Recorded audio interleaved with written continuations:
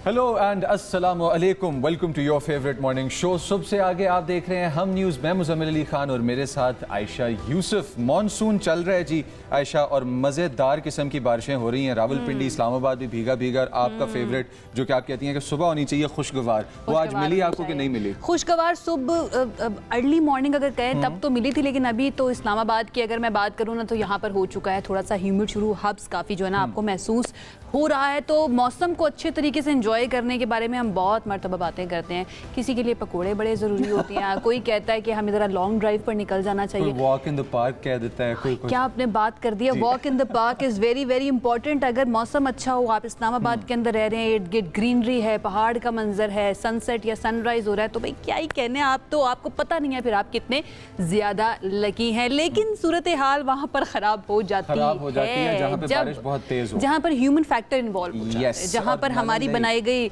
जो नाले और सड़कें जो है ना वो ख़राब होना शुरू हो जाती हैं। नाला लई जो है ना वो भर चुका था, और इसके अलावा अगर हम बात करें ढोक खब्बा की, सादकाबाद की और दीगर नशेबी इलाके जो है ना वहाँ पर भी पानी जमा हो गया था। सिचुएशन जान ले वैसे डायरेक्टली अपने सिचुएशन डायरेक्टली जान लेते हैं। सबा बजीर हमारे साथ मौजूद हैं। सबा, अपडेट्स क्या हैं? जी, रात भर होने वाली बारिश के बाद रावलपिंडी के मुख्तलिफ जो इलाके थे वो ज़रियाब आ गए। इस वक्त मैं नाला ले के मकाम पर मौजूद हूँ और आप यहाँ पर देख सकते हैं कि पानी अब भी बहुत ज़्यादा है, क्योंकि रात भर होने वाली बारिश के बाद यहाँ पर जो पानी की सतह है वो 19 फुट तक पहुँच गई थी, लेकिन अब आहिस्ता आहिस्ता पानी जो है वो कम हो रहा है और 16 से 15 फुट तक ये पानी जो है वो पहुँच गया है। मज़ीद बारिशों का जिक्र करें तो महकमा मौसमियात का यही कहना है कि आज से 20 अगस्त तक तेज़ बारिश का इम्कान है, जिसके बाद मज़ीद जो है यहाँ पर पानी बढ़ने का जो खदशा है वो बताया जा रहा है। ओवरऑल रावलपिंडी और इस्लामाबाद में 140 मिलीमीटर बारिश जो है वो रिकॉर्ड की गई है। मुख्तलिफ इलाकों का अगर मैं जिक्र करूँ तो गोलड़ा में 144, बोकरा में 132, शमसाबाद में 46, कचहरी में 60 और गवाल मंडी में 80 और कटारिया में 74 मिलीमीटर बारिश जो है वो रिकॉर्ड की गई है। मुख्तलिफ इलाके ऐसे हैं जहाँ पर घरों में पानी दाखिल हो गया है, जिसमें नदीम कॉलोनी, जावेद कॉलोनी, मुस्लिम कॉलोनी और आरियाना मोहल्ला समेत मुख्तलिफ इलाके ऐसे हैं जहाँ पर घरों में पानी दाखिल हो गया और पानी निकालने का अमल जो है वो भी जारी है। महकमा मौसमियात का भी यही कहना है कि आज से 20 अगस्त तक मज़ीद बारिशों का इम्कान है, जिसके बाद रावलपिंडी के कुछ इलाके ऐसे हैं जहाँ पर ख़तरा बताया गया है, लोगों को पहले से आगाह भी किया गया है। और ज़िक्र करें आज के मौसम के हवाले से तो आज भी सारा दिन इस्लामाबाद और रावलपिंडी में बारिश का इम्कान जो है वो बताया गया। थैंक यू अपडेट करने के लिए। नाला लई के आसपास रहने वाले लोगों के लिए गुजारिश है कि प्लीज़ आप लोग अपने आप को सेफ रखें, और इसी के साथ कूड़ा करकट फेंकने में थोड़ी सी हमें तमीज़ करनी चाहिए, बिकॉज वो अल्टीमेट ब्लॉकेजेस जाके बनते हैं हमारे नालों में। और देखिए, जब भी अच्छा मौसम हो या कोई अच्छी खबर हो ना, तो उसके बाद हमारा दिल नहीं करता इस तरह की खबरें आपको देने के लिए, लेकिन ज़रूरी है, क्योंकि जब तक आपको बताएंगे नहीं कि हमारी अपनी गलतियों की वजह से, नाअहलियों की वजह से ये हालात हो गए हैं, तब तक हम कैसे रिफ्लेक्ट करेंगे, अपने आप को बेहतर कैसे करेंगे। दिल तो हमारा करता है हम पोइट्री पढ़ें, जैसे वो मियाँ मोहम्मद बख्श साहब कहते हैं ना, बाग बहारा ते गुलजारा बिन यारा संकारी, कि अगर जब तक दोस्त अहबाब मौजूद नहीं है तो ये सारे बाग बहार, ये गुलजारे, ये सारी बेकार लगती हैं। ना बारिश का थोड़ा सा असर ज्यादा हो जाता है आयशा की पोइट्री में। पता चल गया आपको? ये बहुत ज़रूरी है, असर होना चाहिए, अच्छा बेहतर असर आप एब्जॉर्ब करें ना तो ये आपकी पर्सनालिटी के लिए भी बहुत अच्छा होता है। लेकिन अगर आप इलेक्शन जीत जाएं तो वो पर्सनालिटी के लिए उसके अंदर फिर क्या ही कहने। क्या ही बात है जी, दिल में ढोल ढमक के बज रहे होते हैं, और इसी के साथ इजलास भी हो रहे होते हैं कि अब हमने सीट में किसको किधर बिठाना है, और अगर उसका फैसला ना हो पाए तो फिर मीडिया करता है सवाल, जिस वजह से आज हम यहाँ पे नून लीग के आज़ाद कश्मीर में हुकूमत साजी के अमल जो है वो शुरू कर दिए गए हैं कि किस तरह से किस जगह पे किसको बिठाया जाएगा। लेकिन गुज़िश्ता रोज़ नवाज शरीफ की ज़ेर सदारत मरी के अंदर एक अदद अहम इजलास हुआ, जिसमें हुकूमत साजी पर मुशावरत की गई। ताहम इजलास में आज़ाद कश्मीर के लिए नए वज़ीर आज़म का ऐलान नहीं हो सका। वज़ारत उज़्मा के उम्मीदवार के तौर पर शाह गुलाम कादिर की पोजीशन जो है वो काफ़ी मजबूत बताई जा रही है, और तारिक फ़ारूक और कर्नल रिटायर्ड वकार नूर भी इस दौड़ में शामिल हैं। अब आपको क्या लगता है कि हमारे पास जो कन्फ्यूजन का पीरियड आ रहा है ये क्यों आ रहा है? कंफ्यूजन तो पीरियड मुझे लगता नहीं है कि अब कोई आ रहा है, लेकिन देखिए लास्ट मोमेंट तक ना बातचीत चल रही होती है। जो भी कायद जिसने फैसला करना है ना, उसको अप्रोच करने की, उसको मनाने की कि भाई हम भी खड़े हैं राहों में, लोग ये देखना चाह रहे होते हैं जो भी उम्मीदवार होते हैं। तो खैर इजलास जो है इसके अंदर ख़वातीन की मखसूस नशिस्तों के लिए उम्मीदवारों के नाम फाइनल करने का फैसला भी किया गया, जिसके अंदर सहरिश कमर, मरियम कश्मीरी, नासरा खान और नसारा अब्बासी के नाम ज़ेर गौर है। जो 5 नशिस्तें हैं ना रिजर्व सीट्स एजे की असम्बली के अंदर, फैसला जो है वो नवाज शरीफ साहब करेंगे। जबकि अगर हम ओवरसीज़ कश्मीरियों की बात करें तो उनके लिए भी मुख्तस नशिस्त जो है उसके ऊपर ताहाल फैसला नहीं हो सका, जिसके लिए कुछ नाम जो ज़ेर गौर हैं उनमें एहसान दानिश का है, अब्दुर्रहमान आराई का है, राजा वसीम का है और जावेद इकबाल के नाम भी ज़ेर गौर हैं। इस सारी सिचुएशन के ऊपर ज़रा जान लेते हैं। हमारे साथ सीनियर रहनुमा मुस्लिम लीग मौजूद हैं, खुर्रम दस्तगीर साहब, उनकी तरफ चलते हैं और उनसे जानते हैं, क्योंकि पीपल्स पार्टी जो है ना वो कह रही है कि हमने पूरी तैयारी कर ली है कि हमने हुकूमत साजी के इस अमल को रोकने और अदालत का दरवाज़ा भी खटखटाएंगे। पिटीशन तैयार हो चुकी है। तो वेलकम करेंगे। अस्सलाम वालेकुम खुर्रम साहब, कैसे हैं आप? वालेकुम अस्सलाम। अल्लाह का बहुत करम है और आपके नाजरीन को भी ये जो बरसात की रिमझिम है, अगर रहमत ना बने तो अल्लाह की बहुत बड़ी रहमत है। Very true. वो आपने वो सुना ही होगा जो एक मिसरा मैंने पढ़ा मियां मोहम्मद बख्श साहब का, बाग बहार आते गुलजारा बिन यारा संगकारी। तो ये जो यारी लगी हुई थी पीपल्स पार्टी के साथ मुस्लिम लीग नून की, इसके अंदर कुछ मसाइल चल रहे हैं, वाकई अभी बातचीत हो रही है? नहीं, बातचीत तो वज़ीर आज़म और सदर पाकिस्तान के दरमियान हो चुकी है, मजीद भी होगी।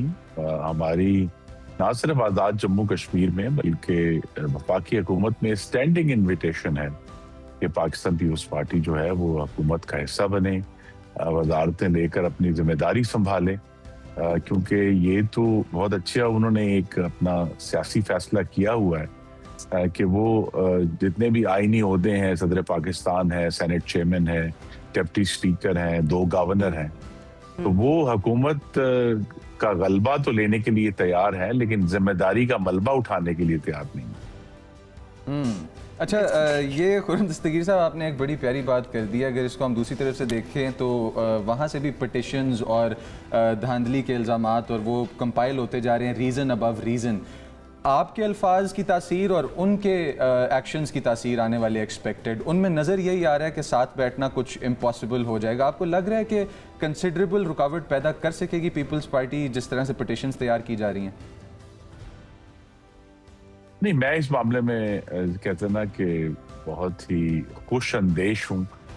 मेरा ख्याल यही है कि दोनों जमातें जो हैं वो इकट्ठे मिलकर चलने का फैसला करेंगी आज़ाद कश्मीर में भी, चाहे वो हमारी गवर्नमेंट ज्वाइन करें ना या ना करें, लेकिन हम इकट्ठे चलेंगे। जिस तरह हमने गिलगित बल्तिस्तान में एक दूसरे के साथ कहते हैं कि रवादारी के साथ चलने का जो है फैसला किया। लेकिन मुझे ज़रूर इसका दुख भी है कि जिस तरह वज़ीर आज़म पाकिस्तान ने बड़े खुले दिल के साथ गिलगित बल्तिस्तान के इलेक्शन में जो कामयाबी थी पाकिस्तान पीपल्स पार्टी की, हालांकि उनकी सिर्फ 1 सीट ज्यादा थी हमसे, लेकिन उसमें उन्होंने कहा कि जी ठीक है, आप अपनी हुकूमत साजी करें। तो उस किस्म की वसत दिल और रवादारी हमें नजर नहीं आई। हालांकि अब मुस्लिम लीग नून की अल्लाह ताला के करम से और आज़ाद जम्मू कश्मीर के वोटरों की मेहरबानी से 25 सीटें हैं और पाकिस्तान पीपल्स पार्टी की 12 हैं। राइट।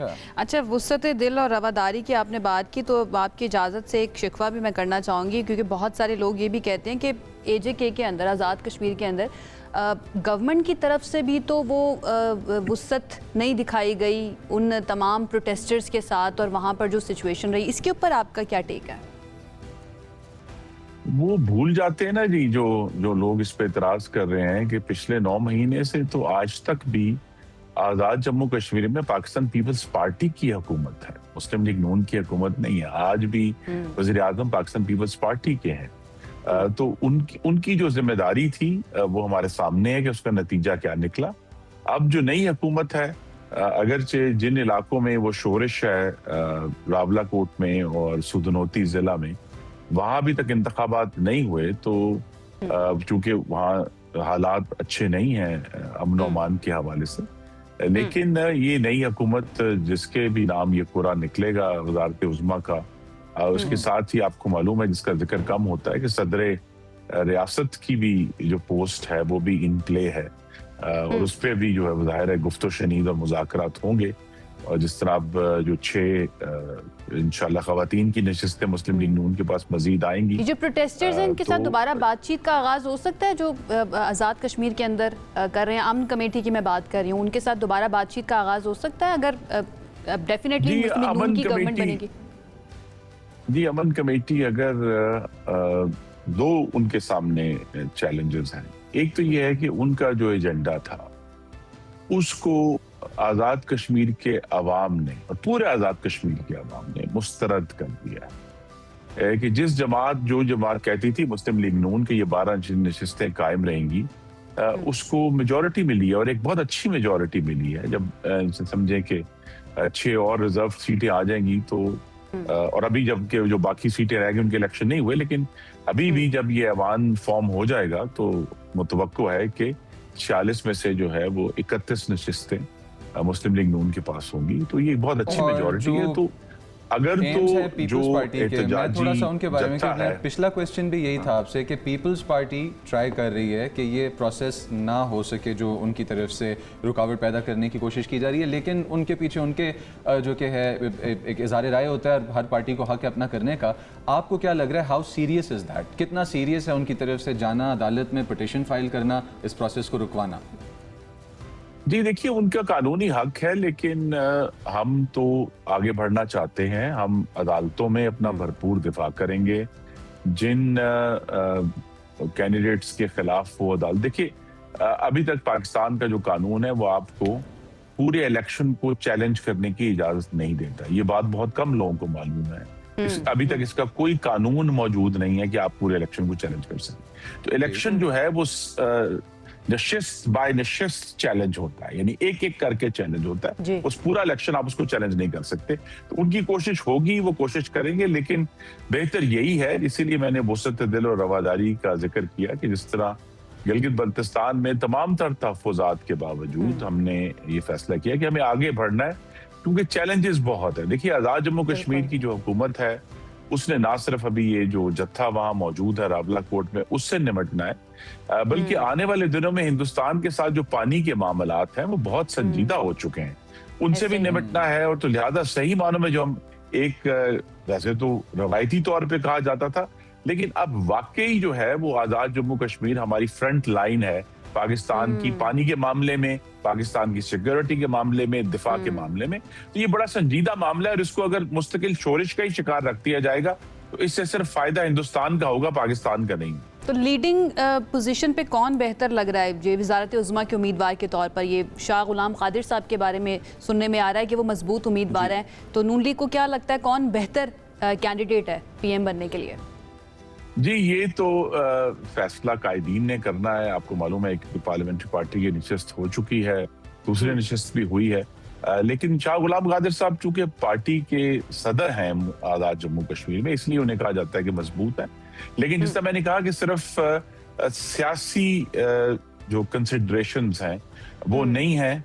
एक ऐसा शख्स जो कश्मीर को अंदरूनी तौर पर भी पुरअमन कर सके और हिंदुस्तान के मुकाबले में भी पहले से कहीं ज्यादा हमें एग्रेशन की जरूरत है। किसके चांसेस ज्यादा हैं? किसके चांसेस ज्यादा हैं? कुछ बता के तो जाएं। खबर अभी दी नहीं जा सकती जब तक ये फैसला होगा। इंशाल्लाह 1-2 दिन में ऐलान हो जाएगा। राइट। अच्छा, अगर हम थोड़ा सा ज़रा सिंध की तरफ चले, वहाँ पर पीपल्स पार्टी के लिए थोड़ी सी मुश्किलात हैं। MQM जो है वो भी तैयार है कि जी नए इंतज़ामी यूनिट्स बनने चाहिए। पीपल्स पार्टी कहती है कि सिंध के अवाम नहीं चाहते कि सिंध को तकसीम किया जाए, हालांकि वो पंजाब की तरफ काफ़ी ज़्यादा उनका रुझान इस तरह से है कि पंजाब के अंदर बनना चाहिए, नए सूबे बनने चाहिए, ख़ासतौर पर अगर हम सदर्न पंजाब सूबे की बात करें तो।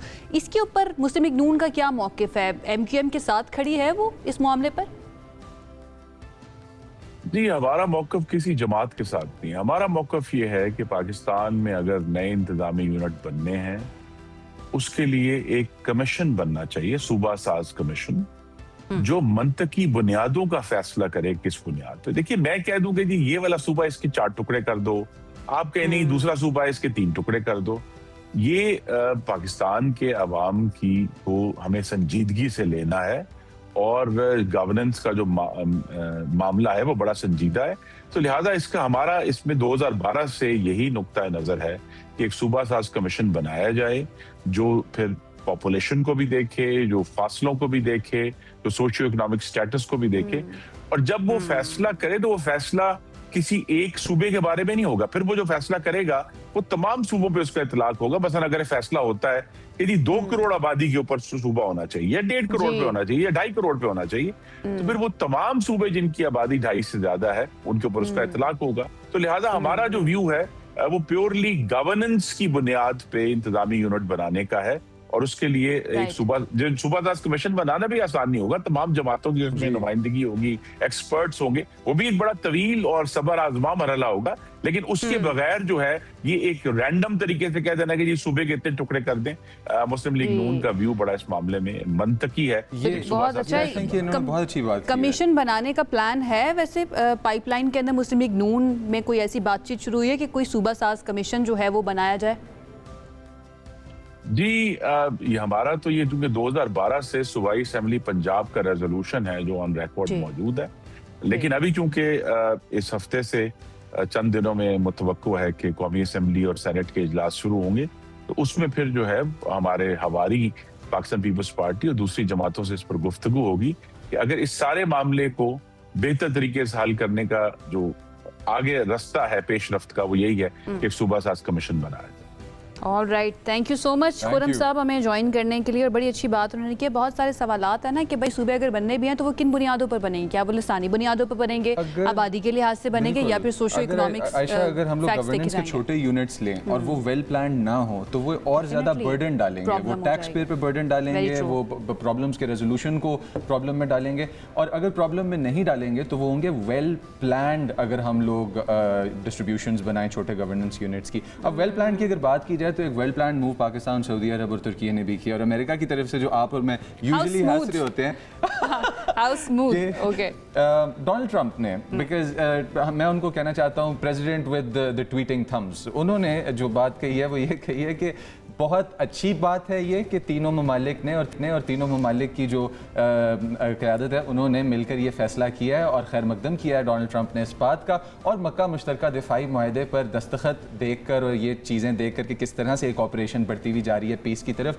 उन्होंने खुशी का इजहार किया है डोनाल्ड ट्रंप ने। अच्छी बात है, वो खुश हो गए हमारे इस मुआहदे को देखकर, और वो हमारे इस मुआहदे को देखकर उनका खुश होना कुछ जो है ना वो समझ में नहीं आता है, क्योंकि रेजोल्यूशन की तरफ जाना था ये मामला कि किस तरह से मिडल ईस्ट का मामला, ये कॉन्फ्लिक्ट जो है ना इसको ख़त्म किया जाना है। ऐसे में मक्का मुआहिदा होना तो थोड़ी सी फिशी लग रही है सिचुएशन, लेकिन चलें खुश हो गए हैं तो यू वेलकम, हम ये कह सकते हैं कि हमारी वजह से आप बहुत खुश हो गए। लेकिन उन्होंने कहा कि ये बहुत जुर्रतमंदाना कदम है और इसको पहला कदम भी वो करार दे रहे हैं। अब आई डोंट नो अगला कदम क्या होगा, लेकिन जो इंटरनेशनल पॉलिटिक्स के स्टूडेंट्स हैं वो ये समझ सकते हैं कि क्यों डोनाल्ड ट्रंप जो है उन्होंने इस चलने का खैर मकदम किया और इसको इतना सा सराहा। वापस आते हैं, एक शॉर्ट सी ब्रेक पे जाते हैं, वापस आते हैं तो होगी मुलाकात। स्टे ट्यून्ड, स्टे विद अस।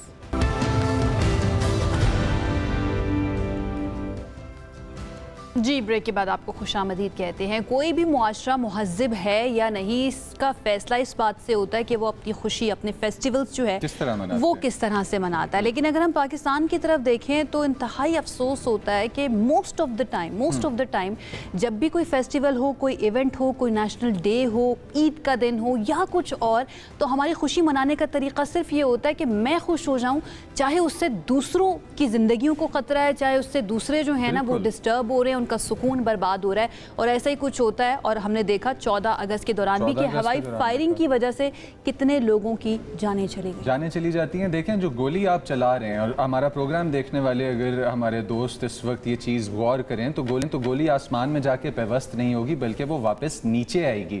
और वापस नीचे भी उतनी ही स्पीड से आएगी जितनी स्पीड से वो गोली ऊपर गई थी। और आपकी किसी को चाहे कत्ल करने की नीयत हो या ना हो, ऐन मुमकिन है कि उस गिरती गोली से किसी घर का चिराग बुझ सकता है, किसी का बच्चा इस दुनिया से जा सकता है, किसी को बच्चा यतीम हो सकता है, फैमिली मेंबर्स इस दुनिया से चले जा सकते हैं। इसी के साथ अब एक अंदाजे मुताबिक हर साल में मुल्क के अंदर तकरीबन हवाई फायरिंग से 100 से 150 तक ऐसे लोग हैं जो अपनी जान से हाथ धो बैठते हैं। अब 150 लोगों का आप अंदाजा लगाएं कि वो ऐसे ही बस दुनिया से चले जाते हैं बिकॉज गोलियां नीचे गिरी हैं। 150 घराने हैं, 150 घराने हैं ये। अच्छा, अब कराची के अंदर क्योंकि इलाका गुंजान आबाद है, हमारे पास ये प्रॉब्लम और भी ज़्यादा ज़्यादा होता है, प्लस वहाँ पे पॉपुलेशन ज़्यादा है, पुलिस वालों को फायरिंग के मौका पर पहुँचने के लिए प्रॉब्लम्स होते हैं। और JPMC के अंदर भी इस साल कुछ इसी तरह की एक्टिविटी नज़र आई है हमें कि जिसके अंदर कई लोग ऐसे थे कि जो लाए गए और यौम आज़ादी वाले दिन इमेजिन करें। सिर्फ कराची नहीं बल्कि हैदराबाद, ये तो वो एरियाज हैं जहाँ पर मैंने खुद अपनी आंखों से देखा है कि खुशी मनानी है, शादी हो रही है तो चलो जी छत पे चढ़कर हवाई फायरिंग की जाएगी।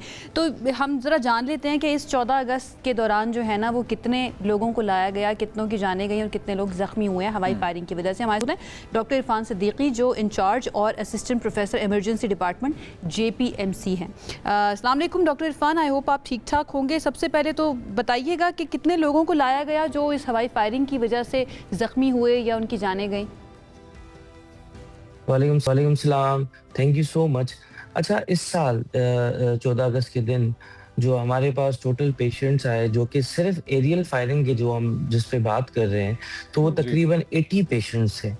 अब 80 पेशेंट्स ना तो सिर्फ एक नंबर ज़्यादा है, अगर मैं पुराने साल से कंपेयर करूं तो very honestly I am telling you, पिछले साल हमारे पास सिर्फ 25 केसेस आए एरियल फायरिंग के। इस दफा ना कि सिर्फ केसेस बढ़े बल्कि उनके अंदर जो है वो सिवियरिटी भी बढ़ी है। जब उस दिन जब हम ऑन कॉल थे, ड्यूटी पे थे और पेशेंट देख रहे थे तो बहुत सारे ऐसे पेशेंट्स थे जिनकी जो है आंख गई हुई थी, और एक तो फैमिली ऐसी आई थी जिस बच्चे का अभी MD केट था, उसके राइट हैंड पे फ्रैक्चर हुआ था, वो अपनी माँ को लेके जा रहा था कहीं पे तो उसकी एक गोली अननोन गोली आई और उसको राइट हैंड पे लगी। तो जो है वो माँ बहुत ही जो है वो परेशान और बड़ी दुख के अंदर थी, और उस बच्चे का जो करियर था, क्योंकि जब बच्चे से हमने इंट्रोडक्शन लिया तो वो अभी MD केट में अपीयर होने वाला था। दूसरा जो है कि देखें ये सिर्फ एक जख्म नहीं है, ये एक परमानेंट माजूरी है और एक बंदे की नहीं पूरे घर की माजूरी है। हम जख्म तो ट्रीट कर सकते हैं लेकिन उस घर का जो दुख है उसको ट्रीट नहीं कर सकते।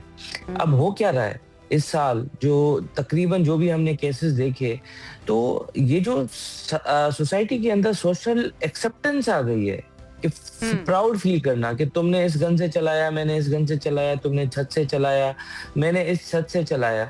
तो ये जो प्राउडनेस है और सोशल एक्सेप्टेंस है, बहुत सारे एस्पेक्ट्स हैं जिसके ऊपर बात हो सकती है। डॉक्टर इरफान, आप बिल्कुल ठीक कह रहे हैं, लेकिन मैं चाहूँगी ज़रा हम ये जो मैकेनिक्स है ना एरियल फायरिंग, हवाई फायरिंग के, इनको ज़रा डिस्कस कर लें। अगर एक कोई डायरेक्ट फायर होता है, अगर फायर हो तो इंसान को तकलीफ ही होगी, वो ज़ख्मी होगा, लेकिन एक अंधी गोली अगर आकर लगती है, क्या उसका ज़ख्म डिफरेंट होता है, क्या उससे तकलीफ डिफरेंट होती है, क्या उसका इलाज मुख्तलिफ होता है? इस बारे में ज़रा बताइए। जी बिल्कुल, देखें जो एरियल जो गोली होती है ना वो मोस्टली आपकी अपर बॉडी को अफेक्ट करती है। मोस्टली आप जा रहे हैं, वॉक कर रहे हैं, खड़े हुए हैं, छतों पे खड़े हुए हैं, तो मोस्टली वो क्या करती है, आपका जो हेड है उसके अंदर चली जाती है और हेड ट्रॉमा करवा लेती है। और जैसे मैंने आपको बताया कि हमारे पास पेशेंट आए, पूरा जो आंख का ऑर्बिट होता है, पूरी आई चली गई हो उनकी, चेस्ट के अंदर बुलेट्स होती हैं, इसके अंदर ब्लीडिंग के चांसेस ज्यादा होते हैं क्योंकि ये जो रिकॉइल के बाद और ग्रेविटी के साथ नीचे आती है गोली, तो ये ज्यादा स्पीड में होती है और ये स्किन को टीयर करके लंग्स के अंदर, पेट के अंदर, इसके अंदर इतनी फ्रीक्वेंसी होती है, इतनी फोर्स होती है कि ये जो है बेसिकली फ्रैक्चर्स करवा देती है। मैंने अभी आपको एग्जांपल दिया कि बाइक पे चलते हुए गोली लगी और हैंड पे लगी और हैंड का फ्रैक्चर हो गया हमारे पास। तो ये जो आती है, अब उससे हो क्या रहा है, देखें उस दिन के अंदर वैसे ही पेशेंट बहुत होते हैं। अब आप देखें कि जो रोड ट्रैफिक एक्सीडेंट्स हैं, लोग मोटरसाइकिलें भी निकालते हैं, गाड़ियां भी तेज भगाते हैं, छोटे बच्चे, वो तो उसके बाद वो स्टंटमैन की तरह जो है रोड के ऊपर करतब भी करके दिखा रहे होते हैं। थोड़ा सा जरा इस गोली वाले मामले पे और आगाही करते जाइएगा, फिर आप ये ट्रैफिक एक्सीडेंट्स वाली बात पे आ जाइएगा। जब कोई इंसान जो शिकार बन जाए किसी अंधी गोली का, तो पहली चीज़, क्योंकि हम तो घबरा जाएंगे ना, मेरे साथ अगर मेरा कोई दोस्त है उसको अंधी गोली टकरा गई, लग गई, जख्म हो गया, मैं पहली चीज़ क्या कर सकता हूँ उसकी लाइफ सेव करने के लिए? सबसे पहली चीज देखें, जो जरूरी चीज ये है कि आप उसकी ब्लीडिंग स्टॉप करें। आप एक नॉर्मल सिटीजन है, आपको लगता है उसको गोली लगी है बाजू में, उसका मसल गया हुआ है, आपके पास कोई साफ कपड़ा हो, स्टेरिलाइज, जो कि जिसके अंदर जरासीम ना हो, वो कपड़ा घर में घर की अगर मैं आपको बात बताऊं तो हल्का सा उसको पानी से धोना है ताकि वो जो गन पाउडर है वो वॉश आउट हो जाए। दूसरा, जो एंटीसेप्टिक अगर आपके घर में है, पायोडीन वगैरह, डिटोल वगैरह जो भी है, उस कपड़े को उसमें लगा के उसकी ब्लीडिंग रोकनी है, क्योंकि ये गोल्डन आवर होता है।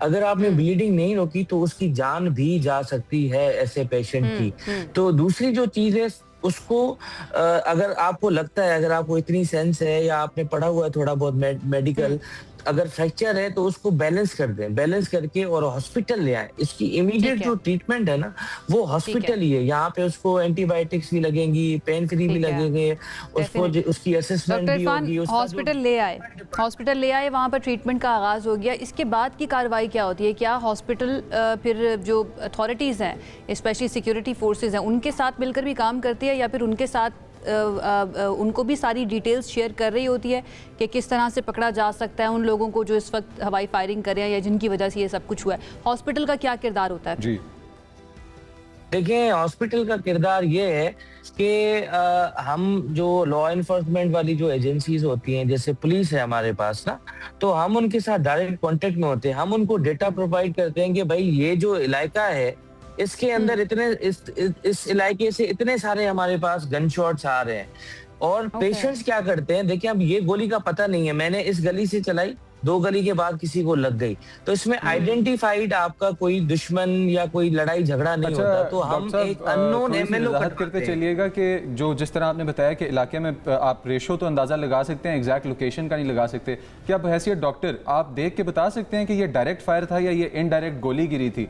और दूसरा, क्या एफआईआर के बगैर जो कि इलाज शुरू हो जाता है गोली के वुंड का?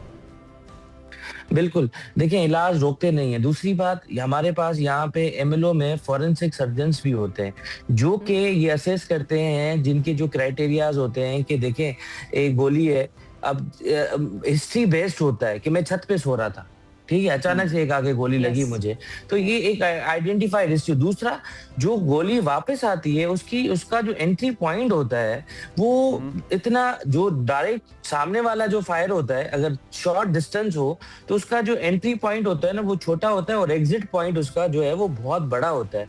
लेकिन इस गोली का ये होता है कि इसका एंट्री और एग्जिट मोर और लेस सेम होते हैं। बुलेट हमारे पास वहां पे मौजूद होती है। अब ये बुलेट बॉडी को क्रॉस नहीं करती क्योंकि इसके अंदर इतनी वेलोसिटी नहीं होती कि ये बॉडी को क्रॉस कर सके। तो मोस्टली वो जो होल होता है, वो सारी जो बुलेट होती है वो उस ऑर्गन के अंदर मौजूद होती है। अब पॉइंट ऑफ डायरेक्शन भी होता है। अब ये गोलियां मोस्टली हैंड्स के अंदर लगती हैं, बाजुओं के अंदर लगती हैं, इस तरह से। अब अगर कोई सामने से फायर करता है, क्योंकि हम हिस्ट्री बेस्ड एविडेंट लेते हैं, सामने कोई था नहीं था, अटेंडेंट से पूछ लिया, पेशेंट से पूछ लिया, कोई दुश्मनी थी नहीं थी, किस इलाके से आ रहे हैं, उधर थोड़ा इन्वेस्टिगेट कर लिया। तो ये जो हिस्ट्री बेस्ड हम करते हैं, फिर ये हम सारा डेटा देके इनिशियल 1 आवर के अंदर हमारे जो रेलेवेंट जो सिक्योरिटी ऑफिसर्स होते हैं हम उनको प्रोवाइड करते हैं कि भाई यहाँ से पेशेंट ज्यादा आ रहे हैं, एक तो ज्यादा है, एक तो सिवियरिटी के साथ। डॉक्टर इरफान, गॉड स्पीड, अल्लाह ताला आपको मजीद तौफीक दे, जेपीएमसी को तौफीक दे, बाकी जितने भी मसीहा जो काम करते हैं लोगों की जानें बचाने के लिए उनको तौफीक दे कि लोगों की जानें इसी तरह से बचाते रहें। क्योंकि ऐसा लगता है कि जितने भी लोग जिनकी वजह से ये वुंड्स होते हैं, जो हवाई फायरिंग कर रहे होते हैं, उनको तो ख्याल नहीं है, वो तो अपना काम इसी तरह से करते रहेंगे अनटिल उनको इबरत का निशान बनाया जाए। बहुत शुक्रिया डॉक्टर इरफान हमारे साथ मौजूद है एमसी से। और हवाई फायरिंग, भाई थोड़ी शर्म आती है वैसे इस तरह की खबरें जब आप देख रहे होते हैं? अगर आपने हवाई फायरिंग की है, अगर नहीं आती तो ये भी शर्म की बात है कि आपको शर्म नहीं आती कि आपके जश्न का तरीका ये है कि मैं खुश हो जाऊं, चाहे किसी की जान चली जाए, चाहे किसी कोई जिंदगी भर के लिए माजूर हो जाए, चाहे किसी का कमाने वाला उनकी फैमिली से ख़त्म हो जाए। 150 घराने हैं ये जो हवाई फायरिंग की वजह से जिनकी जानें चली जाती हैं या जो मुतासिर होते हैं, तो उसके ऊपर सोचना चाहिए हमें, ये बहुत ज़्यादा ज़रूरी है। अच्छा, कुछ ऐसी चीज़ें हैं कि जिनके ऊपर सोचा भी जाता है और एक्ट भी किया जाता है, क्योंकि आवाम के अंदर से आवाज़ उठ रही थी बहुत ज़्यादा कि ये जो पेट्रोलियम लेवीज़ और टैक्सेस हैं इनका कुछ किया जाए, क्योंकि लोग तंग थे और फिर हमारी ट्रेडर एसोसिएशन भी काफ़ी ज़्यादा तंग है और वो उनका अपना एहतजाज था। बट जमात इस्लामी ने, क्योंकि आपने देखा होगा तमाम मीडिया चैनल्स पे, पेट्रोलियम लेवी और महंगाई के खिलाफ गुज़िश्ता रोज़ कराची, लाहौर, कोयटा और पेशावर में धरने दिए। लाहौर में फैसल चौक, माल रोड पर धरने और धरने से खिताब भी हुआ फिर, और जमात इस्लामी के जो कि लीडर हैं हाफिज़ नईमुर रहमान, इन्होंने पेट्रोलियम लेवी को ज़बरदस्ती का भत्ता भी करार दिया और इन्होंने कहा कि ये जग्गा टैक्स है और हुकूमत जो है वो पेट्रोल की कीमत के साथ साथ टैक्स भी बढ़ा रही है और हुकूमत इसी के साथ जो कि है ना वो अयाशियाँ भी अपनी ख़त्म नहीं कर रहे हैं। तो इन अयाशियों को ख़त्म करना चाहिए। पेट्रोलियम के ऊपर जो लेवी है उसका खात्मा, उसका मुतालबा किया। लोग भी आवाज़ उठा रहे हैं। आई थिंक इस अवेयरनेस को ही कहा जाता है कि आपको जो शऊर है ना, वो आई थिंक इस अवेयरनेस का नाम है। आगे लेवी क्या है क्या नहीं है, एग्जैक्टली बहुत बड़ी तादाद में लोग निकले भी हैं जमात इस्लामी के साथ। तो मुख्तलिफ शहरों में क्या सिचुएशन रही और इस धरने के बारे में कुछ मजीद जान लेते हैं। हमारे साथ मौजूद है अमीर इस्लामी कराची मुनीम ज़फ़र साहब, उनकी तरफ चलते हैं। मुनीम साहब, थैंक यू सो मच हमें ज्वाइन करने के लिए।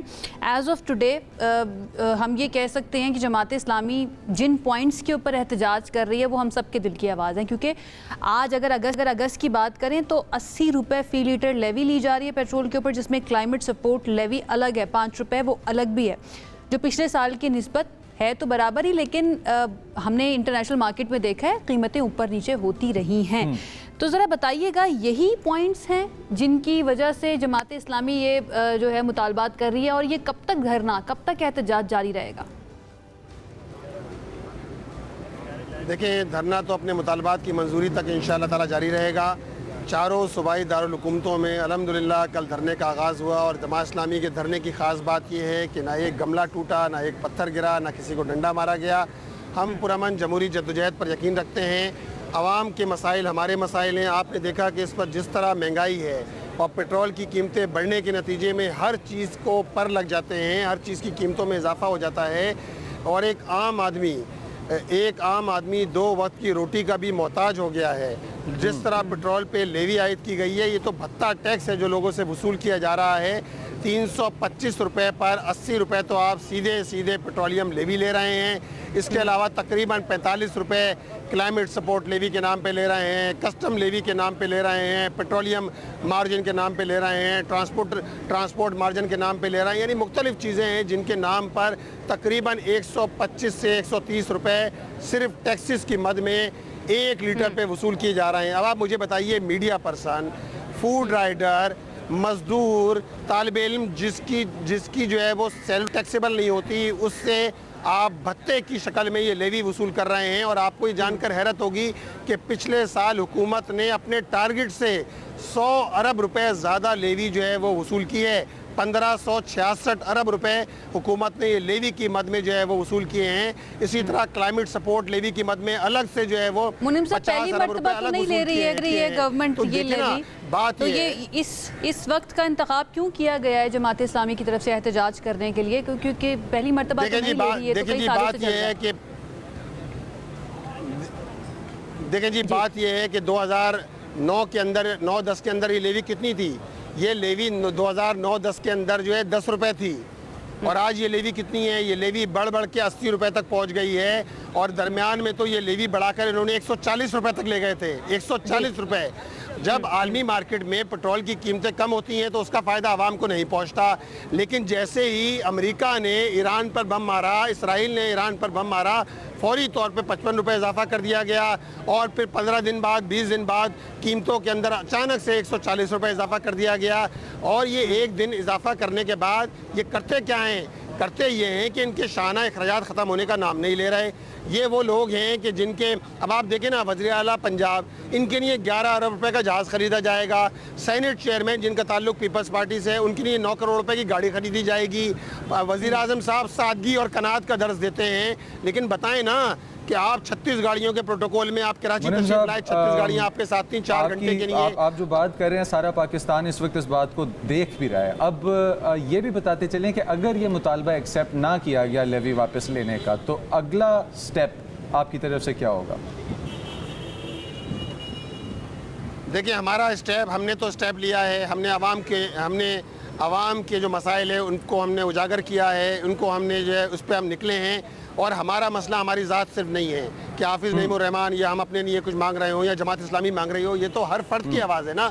और मैं तो ये बात कहूँगा कि हम तमाम पार्टी वर्कर से कहते हैं, कोई भी पार्टी हो, कि ये मसला आपका भी मसला है। आइए इस धरने में शरीक हो जाइए और हुकूमत पे प्रेशर बनाइए ताकि ये हुक्मरान ये पेट्रोलियम भत्ता लेवी वापस लेने पर मजबूर हो जाएं। जब तक वापस नहीं लेंगे इंशाल्लाह हमारा ये धरना जारी रहेगा। मानी गई हुक्मरानों की तरफ से, तो किस तरह से आप इस पे फिर रद्द अमल क्या है? अगर ना आपकी बात ना मानी जाए तो धरने से अगला स्टेप क्या है? और अवाम इस धरने देखिए जी, हम पुरुमीद हैं,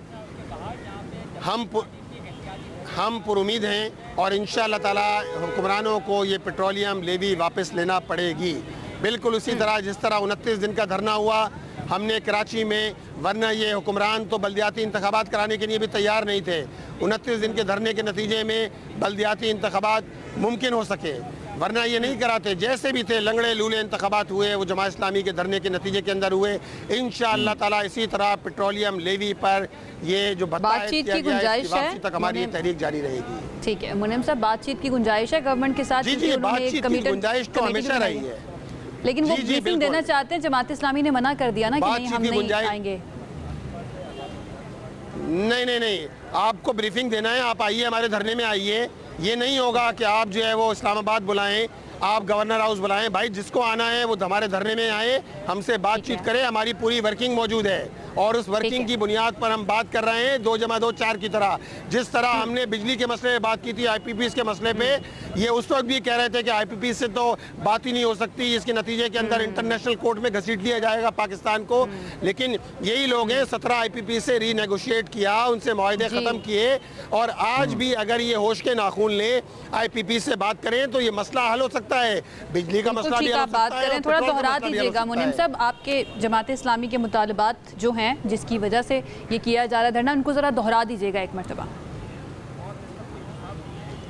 देखें जी, पेट्रोल की कीमतों में कमी की जाए, पेट्रोल पे जो भत्ता लेवी टैक्स आयद किया गया है, जो जग्गा टैक्स आयद किया गया है, इसको ख़त्म किया जाए।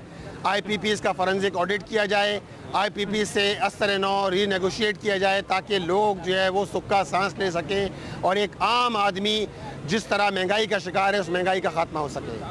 ठीक है, थकेंगे तो नहीं? अगर गवर्नमेंट नहीं मानती है और ये धरना लंबा हो जाता है, जमात इस्लामी थकेगी तो नहीं, बैठी रहेगी? 30 दिन का क्या है ना?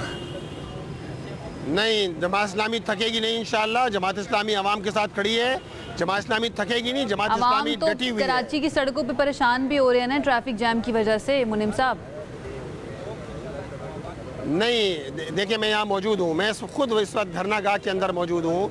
आप मुझे बताइए कि यहाँ कौन परेशान हो रहा है? यहाँ अगर कोई परेशान हो रहा है तो गवर्नर साहब ने जो कंटेनर लगाए उसकी वजह से परेशान हो रहा है। घर जाना है। अगर देखिए गवर्नर साहब ने जो कंटेनर लगाए हैं उनकी वजह से परेशान हो रहे हैं। सिंध सेक्रेटेरिएट के पास जो बसें आगे खड़ी हैं उनकी वजह से परेशान अगर लोग हो रहे हैं तो हो रहे हो। अल्हम्दुलिल्लाह जमात इस्लामी के धरनों से तो लोग सुख का सांस ले रहे हैं कि चलें इसके नतीजे में रिलीफ तो मिलेगा आवाम को। All right ji, thank you so much Munim साहब हमें ज्वाइन करने के लिए। अमीर जमात इस्लामी कराची मुनीम हमारे साथ मौजूद थे। वो कहते हैं कि जब तक हमारे मुतालबात नहीं माने जाते तब तक उनका धरना जारी रहेगा। इंपॉर्टेंट बात ये, वो कहते हैं कि ये जो पेट्रोलियम लेवी है इसको वापस लिया जाए। IPPs के जो मुआहिदे हो चुके हैं, इंडिपेंडेंट पावर परचेजर जो हैं, पावर प्रोड्यूसर जो हैं, उनको उनके साथ रीनेगोशिएट किया जाए ताकि ये जो सर्कुलर डेट के एक चुंगल में हम फंसे हुए हैं ना, इससे निकलकर हमारी ज़िंदगियाँ कुछ आसान हो सके। लेट्स सी जमात इस्लामी का ये धरना कब तक जारी रहता है और क्या कोई बातचीत होती है या नहीं होती गवर्नमेंट के साथ। इसके साथ ही एक ब्रेक की तरफ चलते हैं। ब्रेक से अभी वापस आ रहे हैं, स्टे विद अस।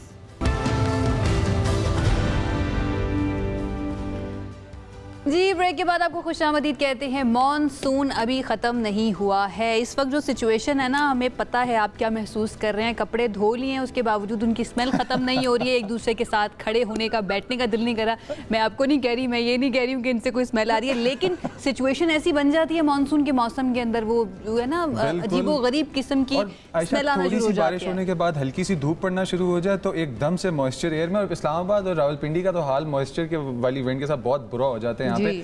रावलपिंडी में अगर मूसलाधार बारिश की बात की जाए तो नशेबी इलाके ज़ेरे आब आ चुके हैं। ढोक कब्बा, सादिकाबाद और दीगर नशेबी इलाकों के अंदर पानी जमा हो गया है। और इसके अलावा आपके पास रावल रोड समेत कई ऐसे इलाके हैं कि जहाँ पे सड़कों पे कीचड़। अभी आते हुए इस्लामाबाद से मुझे काफ़ी सारी सड़कों पे इस चीज़ का सामना करना पड़ा है। इसी के साथ महकमा मौसमियात ने अलर्ट जारी किया हुआ है क्योंकि नाला लई के अंदर तुग़यानी भी है और उसके साथ वार्निंग भी है। हमारे पास इस वक्त ये तमाम सिचुएशन और जो स्पेल्स मानसून के चल रहे हैं उनसे मुतालिक और आने वाले कितने कोई रह गए हैं, कितने कोई रह गए, दैट्स द बिग क्वेश्चन कि कितने कोई स्पेल रह गए हैं। I think this this is the 6th spell monsoon का। हमारे साथ इरफान विर्क साहब मौजूद हैं, डायरेक्टर हैं महकमा मौसमियात के। उनकी तरफ चलते हैं और उनसे ज़रा जानें कि क्या फोरकास्ट रहने वाला है। अस्सलाम वालेकुम इरफान साहब, बताइएगा कैसा मौसम रह सकता है आने वाले दिनों में? जी वालेकुम अस्सलाम। ऐसा है कि ये मौसम जो है ना, ये अभी जो एक मानसून का स्पेल जो है वो पाकिस्तान के मुख्तलिफ इलाकों में, ख़ास तौर पे जो बलाई इलाके हैं जिसमें पंजाब के कुछ इलाके हैं, रावलपिंडी और इस्लामाबाद में आज अलग सुबह जो है ना बहुत ज़्यादा बारिश हुई, जिससे जो है वो नाला लई में जो है ना कटारियाँ और ग्वाल मंडी के मुकाम पर जो है ना वो वैक्यूएशन के आसपास जो है ना वो इसका लेवल बढ़ गया। तो आइंदा भी हम एक्सपेक्ट कर रहे हैं कि अगले जो 3 से 4 रोज़ जो हैं इनमें जो है वक्फे के साथ जो है बालाई इलाके होंगे, जिसमें बालाई पंजाब के इलाके, लाहौर, गुजरांवाला, सियालकोट, नारोवाल, हाफिजाबाद, ये जितने भी और इसके गिरदनवा के इलाके, इसके अलावा खिता पटवार, इस्लामाबाद, रावलपिंडी में दोबारा से बारिश हो सकती है। और जो बलाई इलाके होंगे जिसमें बलाई खैबर पख्तूनख्वा के इलाके, दीर, सवात, कोस्तान, बटग्राम और कश्मीर और इससे मुल्का जितने भी इलाके होंगे, मरी गलियात में भी याद रखिएगा कि इसमें जो है ना वो बारिश हम एक्सपेक्ट कर रहे हैं। बाद इलाकों में मूसलाधार बारिश है जी। और एक्सपेक्टेड मानसून स्पेल्स कब तक जारी रहेंगे? देखिए, ये वाला जो मानसून है, अभी तो मानसून चल रहा है, अभी ये एक स्पेल जब गुजर जाएगा उसके बाद थोड़ा सा ब्रेक है, उसके बाद मजीद बारिश हो सकती है, क्योंकि ये हमारा जो मानसून है ये सितंबर तक जो है ना वो चलता है जी। ठीक है। अच्छा, कराची के अंदर भी हल्की बूंदाबांदी हुई है, होनी थी वहाँ पर, आगे आने वाले दिनों में मजीद हो सकती है बारिश? देखिए, जो सिंध के बेशतर इलाकों में मौसम जो है ना वो गर्म और मरतूब ही रहेगा। तो चंद एक इलाकों में जैसे जनूब मशरकी सिंध के कुछ इलाके जो हैं वहाँ पर कोई चंद एक जगहों पे जो है ना वो बादल शादल आ सकते हैं, अदरवाइज कोई ऐसी बारिश जो है ना बड़ी कोई एक्सपेक्टेड नहीं होगा। ऑल राइट, अगर हम कंपेयर करें लास्ट ईयर मानसून से, इस मरतबा बारिशें कम हुई हैं इरफान साहब या ज़्यादा ही हैं? क्योंकि अल्हम्दुलिल्लाह उस तरह की सिचुएशन लास्ट ईयर की निस्बत हमें सुनने को मिली नहीं, अल्लाह का बहुत शुक्र है। तो क्या इस मरतबा बारिशें कम हुई हैं? देखिए, इस वक्त तक की पोजीशन ये है कि पाकिस्तान में ओवरऑल बारिशें नॉर्मल से कम हैं, लेकिन जो हमारे इलाके हैं खासतौर पर बलाई पंजाब के इलाकों में और जो जीबी और बलाई केपी के इलाके हैं, यहाँ पर कुछ इलाकों में जो है वो नॉर्मल से थोड़ी बहुत ज्यादा हुई बारिश। बाकी जहाँ जहाँ फ्लड वाटर चढ़ा हुआ था पंजाब में, ये भी बताते जाइएगा, टाइम थोड़ा सा शॉर्ट है, कि जहाँ जहाँ फ्लड वाटर चढ़ा हुआ था क्या वो सैलाबी पानी में अब इजाफा हो जाएगा? क्योंकि पंजाब के कुछ इलाके थे दरियाओं के करीब कि जहाँ पानी काफी ऊपर आ चुका था। नहीं, इसमें जो दरियाओं में जो फ्लड था वो तकरीबन जो है ना वो निकल चुका है, वो गुजर चुका है। ताहम जो आपकी जो सिंध होगा, इंडस का रिवर दरियाई सिंध जो है, उसमें तरबेला के ऊपर जो है ना वो अप स्ट्रीम में पानी बढ़ेगा, क्योंकि स्नो मेल्ट ज्यादा होगी, क्योंकि वो अगस्त में ज्यादा होती है। इसी दौरान फिर डाउन स्ट्रीम में जितने भी बराजेज होंगे, तौनसा, चश्मा, इसके अलावा गुद्दू, यहाँ पर थोड़ा सा जो इजाफा होगा पानी का, लेकिन पानी वो इतना ज्यादा नहीं होगा कि जिसमें बहुत बड़ी फ्लडिंग हो जी। इरफान साहब, एक एक शहर का नाम लेती हूँ, आप यस या नो में जवाब दे दीजिएगा। इस्लामाबाद के अंदर आने वाले 2-3 दिन में बारिश होगी? जी बिल्कुल। लाहौर में होगी? लाहौर में भी चांसेस हैं। ठीक है। अगर हम मुल्तान की तरफ चले जाएं, वहाँ पर? मुल्तान में फॉर द टाइम बीइंग एक दिन में हो सकती है, अदरवाइज कोई ऐसा ज्यादा नहीं। और कराची के बारे में तो आपने बता ही दिया कि हल्की फुल्की बूंदाबांदी हो सकती है। बहुत शुक्रिया आपका। इरफान विर्क साहब हमारे साथ मौजूद थे और फोरकास्ट के बारे में बता रहे थे। ओवरऑल वो कहते हैं पैर करें आवाज़ ना करें, लास्ट ईयर से तो काफ़ी कम हुई हैं बारिशें। लेट्स होप के खैर आफियत के साथ ये मानसून का सीज़न जो है ना हमारा निकल जाए। और अगर आप नाला लई के इर्द गिर्द मौजूद हैं, वहाँ पर रहते हैं या वहाँ से गुजर रहे हैं, तो आपने बहुत ध्यान से गुजरना है, स्पेशली इस्लामाबाद की मैं बात करने लगी हूँ। इसके साथ ही चलते हैं जनाब एक ब्रेक की तरफ। ब्रेक से वापस आएंगे तो हमारे पास और भी सेगमेंट्स, अभी पूरा घंटा पड़ा है आपके साथ हमारा, एक ब्रेक के बाद आ रहे हैं। स्टे विद अस।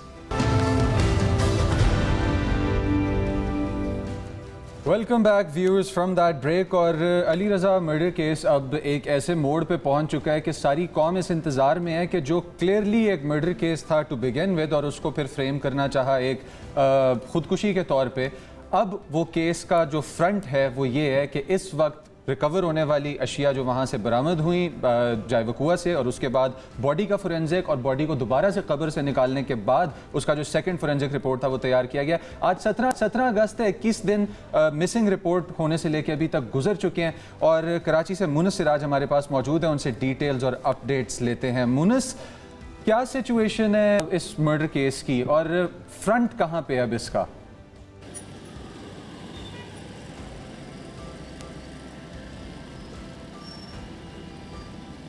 मुनिस, क्या आप मुझे सुन पा रहे हैं? मोनिस से रब्ता करने की कोशिश करते हैं। इस वक्त सिचुएशन ये है कि NIA से जो मोबाइल फ़ोन और स्मार्ट वॉच थी मीर रज़ा की, उसको लेकर अब भेजा जाएगा लाहौर PFSA यानी कि पंजाब फॉरेंसिक साइंस एजेंसी की तरफ, और वहाँ से फिर उसका फॉरेंसिक करवाया जाएगा कि एक्चुअल में जो मीर रज़ा है उसकी कॉन्वर्सेशन किन लोगों के साथ हो रही थी। जबकि अदालत की तरफ से अब ये कहा गया है कि 24 तारीख तक इन्वेस्टिगेटर्स जो हैं वो अपनी इन्वेस्टिगेशन को मुकम्मल कर ले। यहाँ पर इंपॉर्टेंट पॉइंट ये है कि जो उनका पार्टनर था, मीर रज़ा का बिजनेस पार्टनर, वो इस वक्त इंटरम बेल के ऊपर हैं और अभी तक की इत्तलात के मुताबिक उनसे भी काफ़ी पूछताछ की जा रही है। लेकिन जो मीर रज़ा के पेरेंट्स हैं उनकी तरफ से कुछ नाम अब इन्वेस्टिगेटर्स को दिए गए हैं और कहा गया है कि इनके साथ भी इन्वेस्टिगेशन, इनसे पूछताछ की जानी चाहिए ताकि पता चल सके कि एक्चुअल में मीर रज़ा का दुश्मन कौन था जिसने मीर रज़ा को 28 जुलाई को बुलाया और उसके बाद उनकी जो है ना डेड बॉडी वहाँ से मिली थी। ये सब कुछ जानने की कोशिश कर रहे हैं इन्वेस्टिगेटर्स की तरफ से भी, ये कोशिश की जा रही है।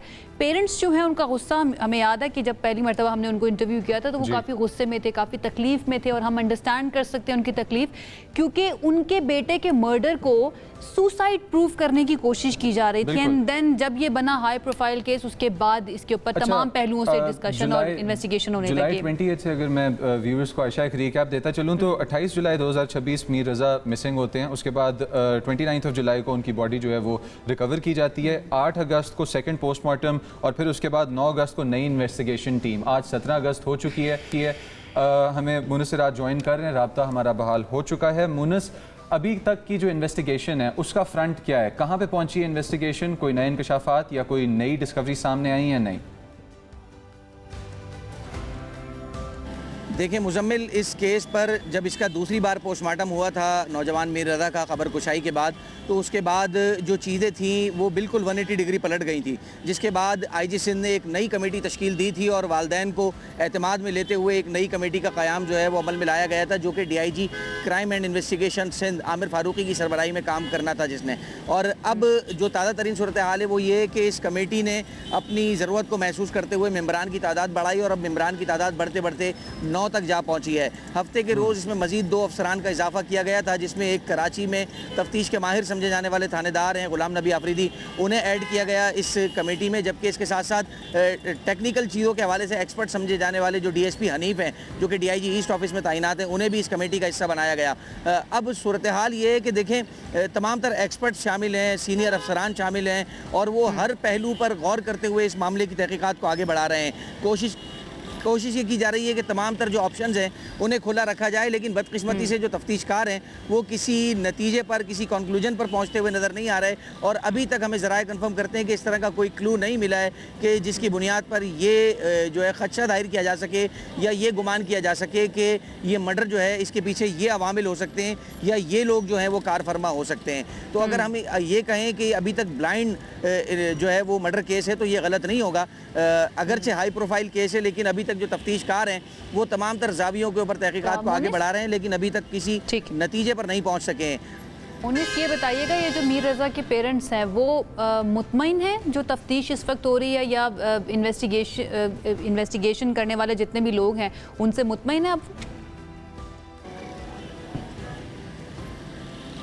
जी आयशा, मीर रज़ा के जो वालिदैन हैं वो बज़ाहिर मुतमईन नज़र आते हैं। उसकी वजह यह है कि जो तहकीकाती कमेटी है जो कि असर 9 तहकीकात कर रही है इस पूरे केस पर, वो जो है वालिदैन को एतमाद में लेते हुए जो है और उनका मौक़िफ़ सुनते हुए तहकीकात को आगे बढ़ा रही है। लेकिन साथ ही जो 2 रोज़ कबल मीर रज़ा के वालिद का मौक़िफ़ सामने आया था, उन्होंने कहा था कि हमें किसी पर शक शुबा नहीं है और पुलिस इसको अपने तौर पर देखे इस मामले को। और ख़ास तौर पर जब उनके वकील थे जिब्रान नासिर, जब उन्होंने मीडिया टॉक की थी अहाता अदालत में, तो उनका भी ये कहना था कि ये एक ब्लाइंड मर्डर केस है, हमने किसी पर कोई शक शुबे का इज़हार नहीं किया। अलबत्ता और तहकीकाती कमेटी को बता दिया है कि वो जिस रुख पर चाहें इस वाक़े की तहकीकात करें और कोशिश करें कि जल्द अज जल्द जो मुल्ज़िमान हैं इस की एक्सेस मिल गई है NCCIA से, क्योंकि ये पता चल रहा था कि 4 ख़त लिखे गए हैं NCCIA को कि वो ये जो दोनों डिवाइसेस हैं इनको भेजा जाए ताकि इनको हम लाहौर भेज सकें, पंजाब भेज सकें इसके फॉरेंसिक करने के लिए। तो वो मिल चुके हैं या नहीं मिले अभी तक? जी बिल्कुल, देखें आयशा, अब मीर रज़ा की जो स्मार्ट वॉच है और इसके अलावा जो उनका मोबाइल है वो पहले NCCIA को फराहम किया गया था कि जी इसका जो है वो आप एनालिसिस करें फॉरेंसिक, लेकिन फिर बाद में चूँकि अहल खाना ने उस पर तहफ़्फ़ुज़ात का इज़हार किया तो हमें ज़राए ने कन्फर्म किया कि जैसे अहल खाना चाहते हैं, उन्होंने ये उम्मीद ज़ाहिर की थी कि वो ये चाहते हैं कि ये इसका जो एनालिसिस है वो वहाँ से पंजाब से कराया जाए, इसको लाहौर भेजा जाए, तो लिहाजा जो तफ्तीशी टीम के ज़राए हैं वो कंफर्म करते हैं हमें कि इसके वालिदैन की बात को मद्देनज़र रखते हुए अब ये फैसला किया गया है कि ये दोनों चीज़ें जो हैं वो पंजाब फॉरेंसिक लैब जो है वो भेजी जाएंगी और वहाँ पर जो है वो लाहौर भेजा जाएगा इनको और वहाँ से इनका जो है एनालाइज कराया जाएगा इसको सारे डाटा को। और इसके अलावा जो केमिकल एग्जामिन की रिपोर्ट्स हैं जो कि पोस्टमार्टम के बाद जो नमूने अखज़ किए गए थे, जिनमें तकरीबन 9 रिपोर्ट जो हैं वो आज किसी भी वक्त आने का इम्कान है, जो कि जामिया कराची की जो केमिकल एग्जामिन लैब है वहाँ से इसके रिपोर्ट्स के जो रिज़ल्ट हैं वो आज मुतवक्के हैं, ये ज़राए हमें कंफर्म करते हैं। इसके अलावा जो तहकीकाती कमेटी का इजलास है वो भी आज जो है होने का इम्कान है। इसके अलावा इस बात का भी इम्कान मौजूद है कि जो नए अफसरान इस कमेटी में शामिल किए गए हैं 2 रोज़ कबल, वो भी जो है वो उस मकाम का दौरा करेंगे जहाँ से इस नौजवान मीर रज़ा अली की लाश मिली थी और अपने अपने तौर पर जो उनके एंगल्स हैं उसके ऊपर काम का आगाज़ करेंगे। हमारे ज़राए कंफर्म करते हैं कि 14 अगस्त जियो फेंसिंग की जाएगी उस एरिया की और जियो फेंसिंग का डाटा निकाला जाएगा उस टाइम का कि जिस टाइम पे मुनस एक्सपेक्टेड उस जगह पे मौजूद थे जहाँ उनके पेरेंट्स के तस्वीरें मीर रज़ा मौजूद थे कि जहाँ से लोग भागे और फिर उनके वालिद साहब ने उनको चेस किया। उसका जियो फेंसिंग का कोई डाटा पब्लिक आया अभी तक सामने? जी देखिए, जियो फेंसिंग का आगाज़ तकरीबन आज से 5 से 6 रोज़ कबल हो गया था और किया भी गया था, लेकिन जियो फेंसिंग की भी गई थी, लेकिन उसमें कुछ जो है वो टेक्निकल इश्यूज़ हमने आ रहे थे, हमें ज़राए ने कन्फर्म किया, क्योंकि जिस जगह से ये नौजवान जिस जगह पर गाड़ी से उतरा था और फिर आगे उस मकाम तक गया था गाड़ी से उतरकर जहाँ की CCTV फुटेज आई थी, उस जगह पर जो टावर था वो हमें ज़राए बता रहे थे कि वो जो डाटा फराहम कर रहा था वो उस इलाके का फराहम नहीं कर रहा था बल्कि दीगर इलाके को कवर कर रहा था वो। इसके अलावा जो पहाड़ के ऊपर दूसरी जानिब यानी कि बाएँ जानिब जो 2 टावर लगे हुए थे वो जो डाटा प्रोवाइड कर रहे थे वो सफूरा की जानिब का और गुलिस्तान जौहर के जो दीगर ब्लॉक्स हैं वहाँ का प्रोवाइड कर रहे थे। तो इस तरह के छोटे छोटे कुछ टेक्निकल इशूज़ ज़राए ने हमें कंफर्म किया था कि आ रहे हैं, लेकिन फिर भी उसके बावजूद कोशिश कर रहे हैं, जो तफ्तीशकार हैं, जो टीमें हैं वो कोशिश कर रही हैं कि किसी तरह से कोई क्लू मिल जाए ताकि वो तहकीकात को आगे बढ़ा सकें। इसके अलावा हमें ज़राए ने ये भी कंफर्म किया कि जो तमाम तर CCTV फुटेजेस इस केस में जमा हुई थी, जो नई तहकीकाती कमेटी है उसने असर नौ उन तमाम तर CCTV फुटेजेस का न सिर्फ ये कि बारीक बीनी से जायज़ा लिया बल्कि ऊपर तफसीली डिस्कशन हुई। यहाँ तक हमें ज़राए ने कंफर्म किया कि जो बैकग्राउंड में गाड़ियाँ गुजर रही थी उन गाड़ियों के साउंड्स तक पे जो है वो फोकस किया गया है, उन पे गौर किया गया है कि इस पर हम कि कोई गाड़ी ऐसी शुक्रिया अदा कर सकते हैं। हालांकि जब आगाज़ हुई थी तहकीकात का आगाज़ हुआ था उस वक्त ही इन सारे पहलुओं को मद्देनज़र रखना चाहिए था, जो पहली तहकीकाती टीम थी, लेकिन उस वक्त नहीं रखा गया। अब ये नई टीम रख रही है तो हम अल्लाह का शुक्रिया अदा कर सकते हैं और दुआ कर सकते हैं कि जल्द अज जल्द मीर रज़ा का केस जो है ना, इसके पीछे क्या कहानी है, पसे पर्दा क्या हक़ाइक़ हैं, वो सामने आए ताकि उनके पेरेंट्स को क्लोजर मिल सके, उनको सुकून मिल सके। बहुत शुक्रिया आपका मोनिस हमें ज्वाइन करने और ये सारी डेवलपमेंट जो है इस केस के अंदर वो हमारे साथ शेयर करने के लिए। बहुत इंपॉर्टेंट है इसका फॉलो करते रहना, क्योंकि जब तक इसके ऊपर आवाज़ नहीं उठाई जाएगी तब तक ऐसा लगता है कि शायद इसको भी अंडर द कार्पेट कर दिया जाएगा। बिल्कुल। और आवाज़ उठाने से रिलेटेड कराची और कराची के करीब एरियाज़ में एक बहुत प्यारी आवाज़ उठी और वो है कि साहिली और माहौलियाती तहफ़्फ़ुज़ में नुमाया किरदार अदा करने वाली अलमास कासमानी को कराची पोर्ट ट्रस्ट की सफ़ीर मुकर्रर कर दिया गया।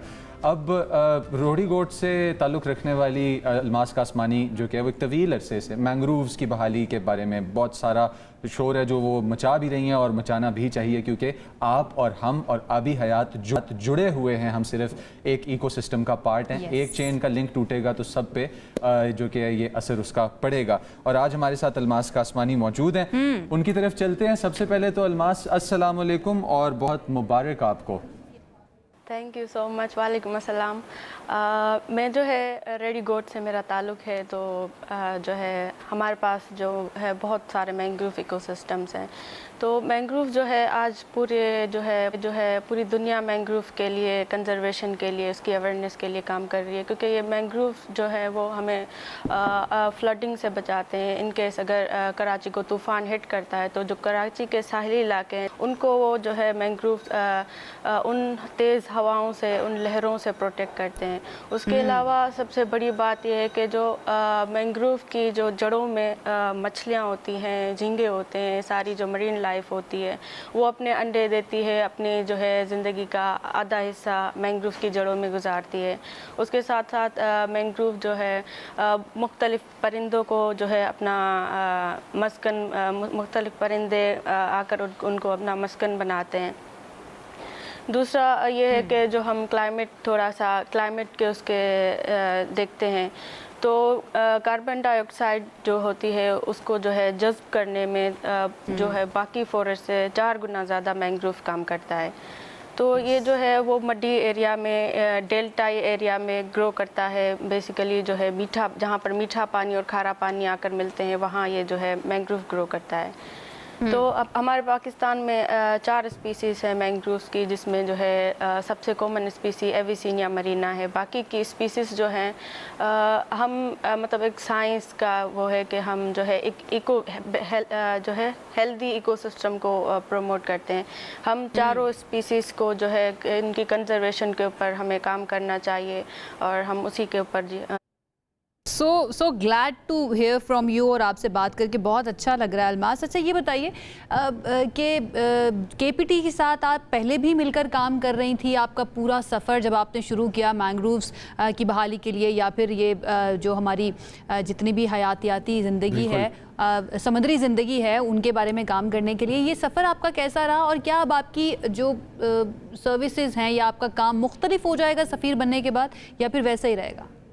जब मैंने ये स्टार्ट किया था अपना काम, अपनी जर्नी स्टार्ट की थी, इसको मैंने सोल्ट वाटर मरीना नाम दिया।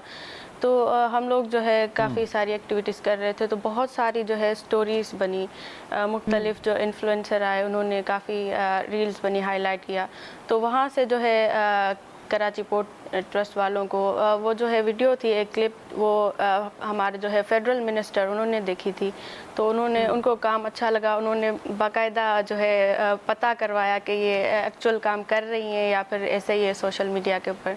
तो फिर उन्होंने पता करवाया, उसके बाद उन्होंने जो है वो हमारे घर आए थे हमसे मिलने, और सारा मतलब हमें जो है काफ़ी अप्रिशिएट किया और बहुत जो है इज़्ज़त और मान के साथ मुझे ये टाइटल दिया। और जो अब जो है मेरी ज़िम्मेदारियाँ, उस पर तो अभी जो है बात चल रही है, लेकिन हम जो है कराची पोर्ट के साथ मिलकर अपने जो है कराची का जो अर्बन एरिया है जहाँ पर मैंग्रोव फॉरेस्ट की बहुत ज़्यादा डिफॉरेस्टेशन हो चुकी है, वहाँ पर हम जो है मैंग्रोव की सोशल मीडिया, ये सही इम्पैक्ट है जो सोशल मीडिया क्रिएट करता है कि जिसका क्रेडिट है उसको वो क्रेडिट मिलना चाहिए। अच्छा, इको टूरिज्म के बारे में थोड़ा सा बताएं, बिकॉज मैंग्रोव्स एक इस तरह का एरिया है कि जो दुनिया की ग्लोबल इकोलॉजी के अंदर एक बहुत इंपॉर्टेंट पार्ट रखते हैं। तो इको टूरिज्म का पाकिस्तान में कितना इंपॉर्टेंट पार्ट होगा ये, और क्या लोकल कम्युनिटीज़ के लिए ये फ़ायदेमंद है और कितना?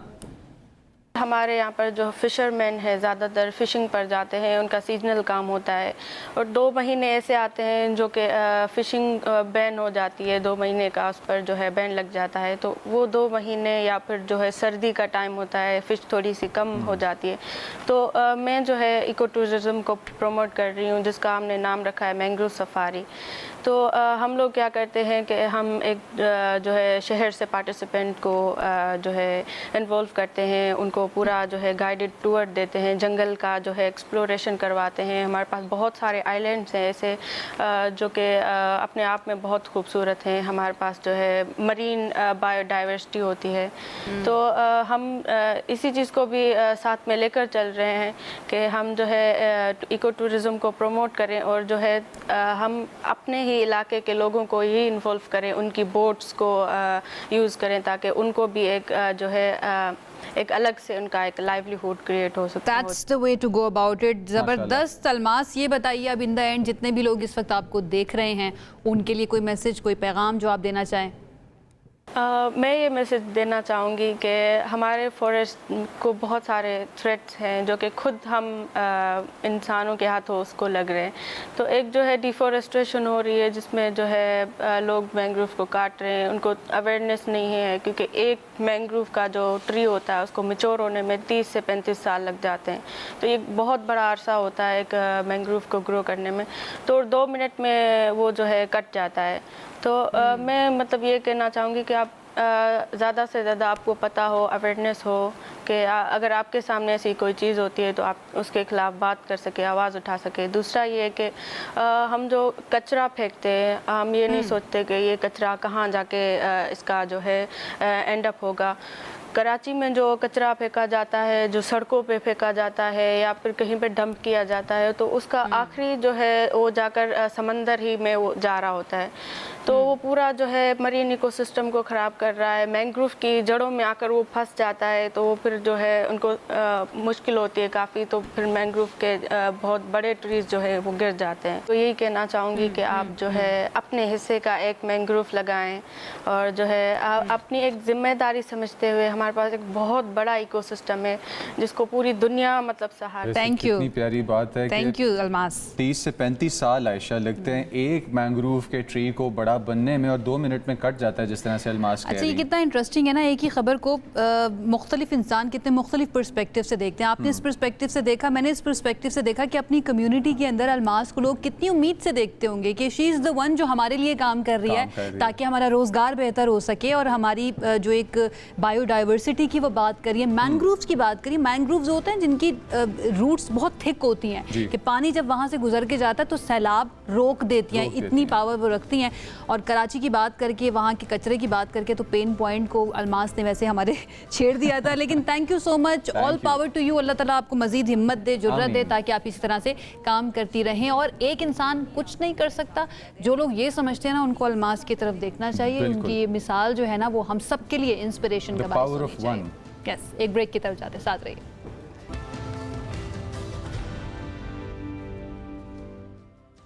Welcome back. अल्लाह ताला ने हम सबको इंडिविजुअल और यूनिक पैदा किया है, लेकिन मोस्ट ऑफ द टाइम ये होता है कि हम अपनी इंडिविजुअलिटी और यूनिकनेस को छोड़कर सब की तरह कन्फर्म हो जाते हैं, बाकियों जैसे बन जाते हैं। लेकिन कुछ लोग ऐसे होते हैं जो खड़े रहते हैं, जो कहते हैं कि हमें बाकियों जैसा नहीं बनना, बल्कि हम वो किरदार अदा करेंगे जिससे बाकियों की ज़िंदगी बेहतर हो। और फिर आता है मुल्क और मुल्क के हुक्मरान और उन लोगों का शुक्रिया अदा करते हैं, उनको रिकग्नाइज़ करते हैं। उन्हीं में से एक नाम, वैसे तो बहुत सारे नाम हैं जिनकी अनाउंसमेंट हुई है, लेकिन हमारे लिए बहुत स्पेशल एक नाम है जिनकी वजह से आज हम यहाँ पर ये मेला सजा कर बैठे हुए हैं, सुल्ताना सिद्दीकी साहिबा। थोड़ा सा मैं कॉन्टेक्स्ट आपको दे देती हूँ। यौम आज़ादी के मौके पर सदर मुमलिकत आसिफ अली जरदारी जो हैं, उन्होंने मुख्तलिफ शोबों में नुमाया खदमात सर अंजाम देने वाली 355 मुल्की और गैर मुल्की शख्सियात के लिए सिविल एजाज़ात का ऐलान किया है। इन एजाज़ात हासिल करने वालों में सियासत से ताल्लुक़ रखने वाले लोग भी हैं, सहाफ़त से ताल्लुक़ रखने वाले लोग भी हैं, फ़ाइन आर्ट्स की बात करें, स्पोर्ट्स, सरकारी खदमात, कानून नाफिज करने वाले इदारों और दीगर शोबों से ताल्लुक़ रखने वाली कई शख्सियात शामिल हैं। और हम नेटवर्क की चेयरपर्सन सुल्ताना सिद्दीकी साहिबा के लिए भी हिलाल इम्तियाज़ की मंजूरी दी गई। हिलाल इम्तियाज़ की मंजूरी दी गई। आयशा, मेरे ख्याल से एक बड़ा प्यारा पैकेज तैयार है, अगर वो हम व्यूअर्स को पहले प्लीज़ बताना बहुत ज़रूरी है। सुल्ताना सिद्दीकी साहिबा की एक जर्नी कैसी रही है? पाकिस्तानी ख़वातीन और हज़रात दोनों की रोल मॉडल, मुतनव्वो जहतों की हामिल हस्ती, एक नौलखा हार और हम सबकी सुल्ताना आबा। पाकिस्तानी ड्रामा इंडस्ट्री का जाना पहचाना नाम, चेयरपर्सन हम नेटवर्क सुल्ताना सिद्दीकी के नाम एक और एजाज। सुल्ताना सिद्दीकी जरा सी औरत हरगिज़ नहीं, वो सूरज की पहली किरण है जिनसे चमन रोशन हुआ। सदर मुमलिकत ने सुल्ताना सिद्दीकी को हिलाल इम्तियाज अदा करने की मंजूरी दे दी। उन्हें 23 मार्च 2027 को अवार्ड दिया जाएगा। सुल्ताना सिद्दीकी को इससे पहले प्राइड ऑफ परफॉर्मेंस और सितारा इम्तियाज के एजाज़ात से भी नवाजा जा चुका है। इस्लामी जमहूरिया पाकिस्तान ने मोहतरमा सुल्ताना सिद्दीकी को सितारा इम्तियाज का एजाज़ अता किया है।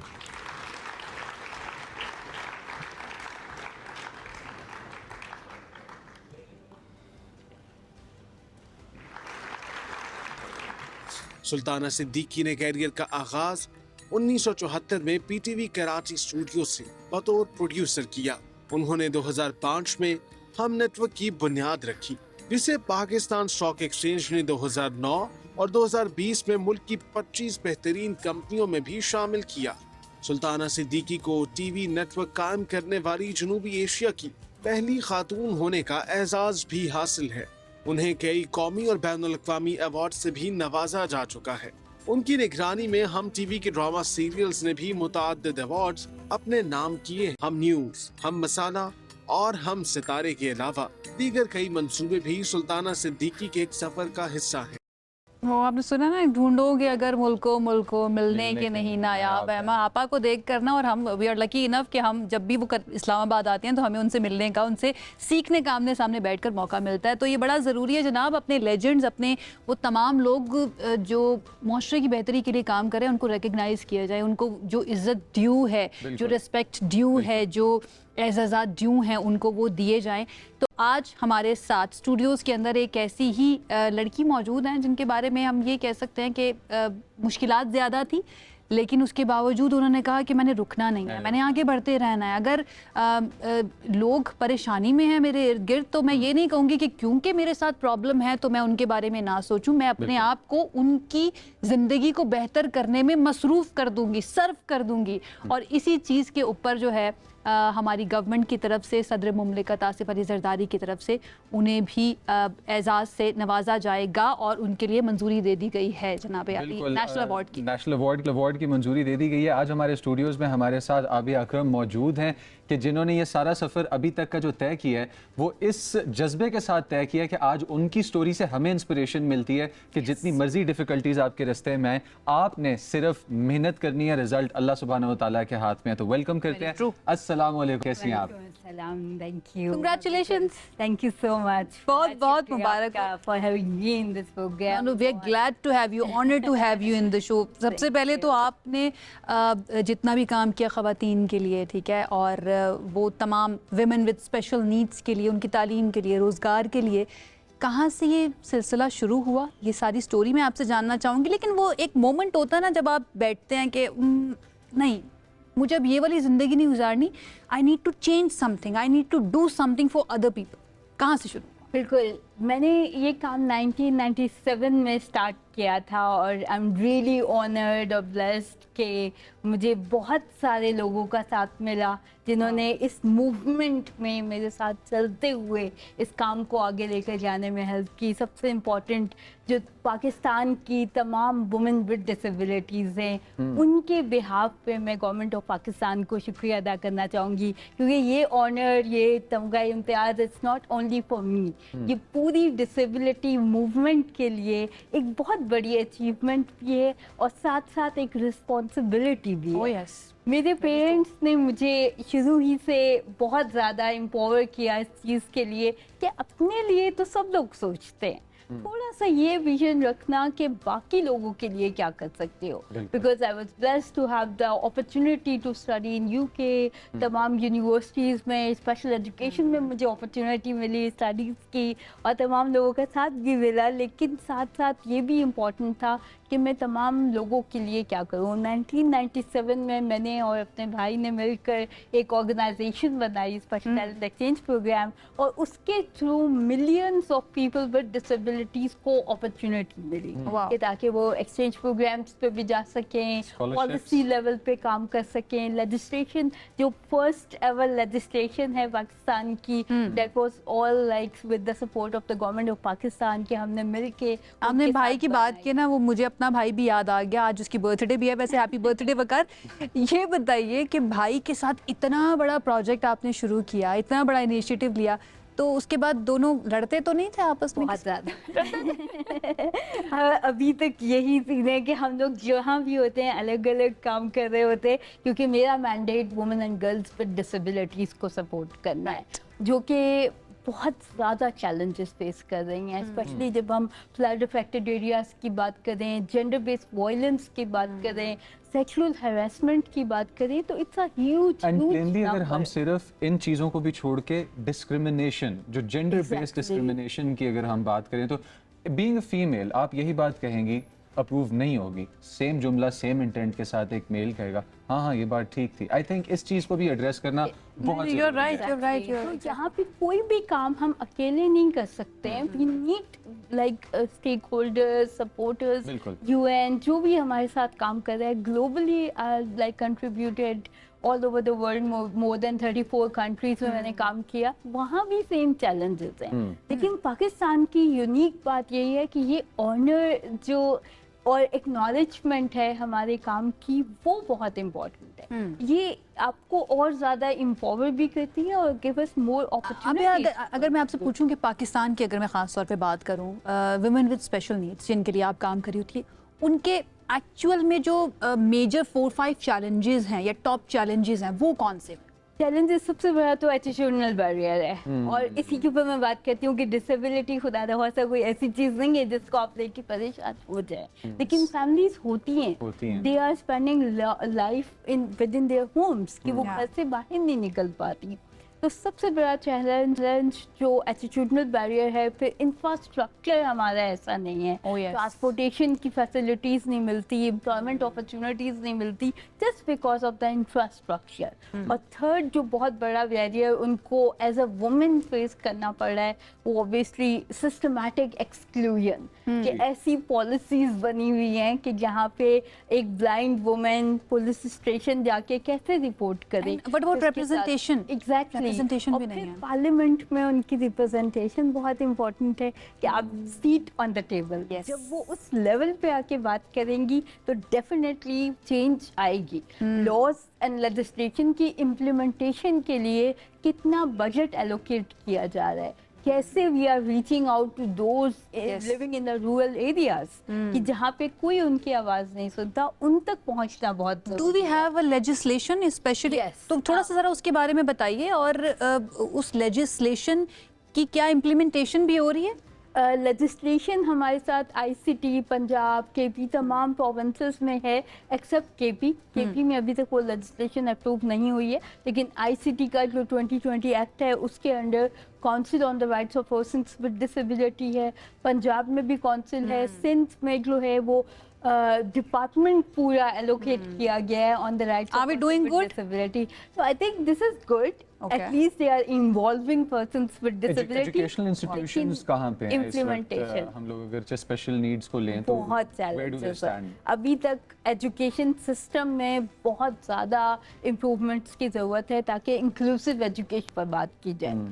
आई स्टडीड इन स्पेशल एजुकेशन, लेकिन उन स्पेशल एजुकेशन सेंटर्स को as a resource hub use करें क्योंकि अब वो मिनिस्ट्री ऑफ एजुकेशन के अंडर है, तो this is really great opportunity for us to work on that. फिर एम्प्लॉयमेंट अपॉर्चुनिटीज़ पे काम करने की ज़रूरत है क्योंकि जब तक वो डिपेंडेंट होती हैं तो ऑब्वियसली वो कोई काम नहीं कर पाती, फैमिलीज उस तरह से वो डिग्निफाइड लाइफ नहीं दे पाती। तो हमें चाहिए कि इन सारी कोऑर्डिनेशन को चलते हुए एक प्रॉपर मैकेनिज्म हो जो सिस्टमैटिक बैरियर्स को रिमूव करे और उसके साथ साथ वुमेन विद कोविड के टाइम की एक डिस्कशन में लाना चाहता हूँ इस वक्त यहाँ पे टेबल पे कि आप वर्क फ्रॉम होम कर रहे थे उस वक्त, ठीक है? तो इंटरनेट और कनेक्टिविटी इतनी बढ़ चुकी है कि आपका माइंड तो काम कर रहा है। आप why don't you employ these people, why don't you employ people with the chances कि वो आएं और आके अपनी एबिलिटीज का इजहार करें। बिकॉज़ स्टीफन हॉकिंग्स डिसेबिलिटी की अगर बात करें दुनिया का सबसे one of the biggest mind. That is very good point, ये बहुत अच्छा पॉइंट है और इसके ऊपर लोग उस तरह से सोचते भी नहीं है। लेकिन आबिया की अगर हम बात करें, आबिया की पर्सनल लाइफ की, और जब पता चला कि आपको नॉमिनेट किया गया है इस अवार्ड के लिए, क्या जहन में आया? ये सोचा कि I was waiting for this कि रिकग्नाइज किया जाएगा, ऑल्दो पहले भी बहुत मरतबा रिकग्निशन मिली है, बट नेशनल अवार्ड मिला, definitely it's a big honour, it's a big honour और प्राउड मोमेंट फॉर मी। लेकिन साथ साथ मेरे लिए ये बहुत बड़ी अपॉर्चुनिटी थी कि मैं तमाम वुमेन विद डिसेबिलिटीज को एम्पावर कर सकूं। तो मुझे ये लग रहा था कि ये अवार्ड मेरे से ज़्यादा बाकी लोगों के लिए बहुत बेटर करता है क्योंकि they really want to see that acknowledgements कि हमें किस तरह से इन चीज़ों में आप आगे लेकर चल रहे हैं। तो गवर्नमेंट की मैं really I am thankful to ministry of human rights, president of Pakistan, तमाम लोगों का कि जिन्होंने इसको एक्नॉलेज किया, and specially thanks to Hum News के यहाँ पे आके मैं फर्स्ट अपनी न्यूज़ को शेयर कर रही हूँ और this is a great opportunity कि हम सब जहाँ पे बात कर रहे हैं चैलेंजेस की, लेकिन उसके साथ साथ हमारे पास अपॉर्चुनिटीज भी हैं। तो how we can take that opportunity as a privilege but at the same time responsibility. जहाँ पे मैं अपने पेरेंट्स को, बाकी सबको एक्नॉलेज कर रही हूँ, I really want to tribute to women and girls with disability क्योंकि उन सब से ही आई लर्न अ लॉट। जहाँ पे भी मैं बात करती हूँ डिसेबिलिटी मूवमेंट की, it's lived experiences of those women with disability. बिल्कुल, उन्होंने अपनी पूरी लाइफ स्ट्रगल और काम दैट इज सो ट्रू। लेकिन एक चीज़ मैं कहना चाहूँगी कि रास्ता उस रिकग्निशन का, चाहे वो आप पूरा क्रेडिट उन तमाम खवातीन को देनी, रास्ता आप ही बनाएं। तो डेफिनेटली आप मुबारकबाद की मुस्तहिक हैं। Thank you so much. मैं हमेशा एक बात कहती हूँ कि मुझे अपनी जॉब इसलिए पसंद है कि आपको हर रोज़ इतने इंस्पायरिंग लोगों से मिलने का मौका मिलता है और आपको पता चलता है कि अभी तो ये वाला पहलू पूरा रहता था ज़िंदगी का, अगर ना होता तो क्या होता। बहुत बहुत शुक्रिया आबिया, एंड एक मरतबा फिर से बहुत बहुत मुबारकबाद। अल्लाह करे आप इसी तरह से मज़ीद काम करती रहें और बाकी लोग जो है ना वो भी इंस्पिरेशन लेते रहें आबिया से। इसके साथ ही हमें एक ब्रेक की तरफ जाना है क्योंकि समटाइम्स ना आप ओवरवेल्म भी हो जाते हैं, जैसे अभी मैं फील कर रही हूँ आबिया से मिलने के बाद। तो अगर आप भी फील कर रहे हैं तो थोड़ा सा ब्रेक लीजिए। एक ब्रेक के बाद अभी वापस आ रहे हैं। स्टे विद अस।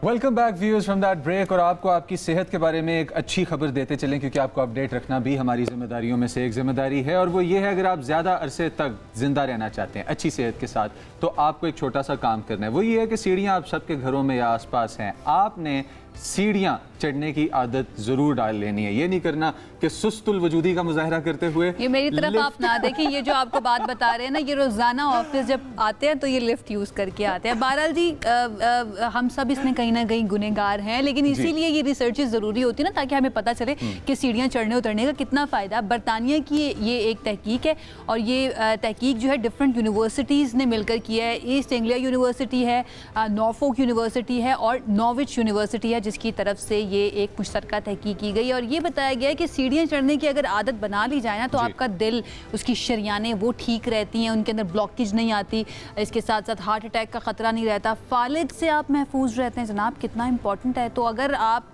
के घर में सीढ़ियाँ हैं, डिफरेंट फ्लोर्स हैं, तो कोशिश करें वहाँ पे तो लिफ्ट नहीं होगी ना। अगर आप बहुत अमीर हैं तो फिर आपके मसाइल बड़े मुख्तलिफ होंगे। हमारे घर में तो लिफ्ट मौजूद नहीं है, तो आपको सीढ़ियाँ चढ़नी है। और अगर ऑफिस में आप कहीं पर जा रहे हैं तो कोशिश कीजिए कि आप सीढ़ियों का अपनी सीढ़ियों का इस्तेमाल करें। 4 लाख से ज़्यादा का सैम्पल साइज़ था, तो ये छोटी स्टडी नहीं है यहाँ पे जो की जा रही है। और 4 लाख से ज़्यादा के सैम्पल साइज़ का मतलब है कि अक्रॉस वेरियस एज ग्रुप्स आपको देखा जाएगा कि इसके अंदर किस एज ग्रुप पे कितना है। और इसी के साथ आपकी जो मेटाबॉलिक प्रोफाइल है, वो मेटाबॉलिक प्रोफाइल भी हमारी एज के साथ साथ चेंज होती है। तो देखा ये गया, ऑब्जर्व ये किया गया उन 4 लाख अफराद के अंदर कि डिफरेंट एज ग्रुप्स के अक्रॉस और डिफरेंट मेटाबॉलिक प्रोफाइल्स के अक्रॉस बहुत अच्छे रिजल्ट रहे सीढ़ियाँ चढ़ने और उतरने के।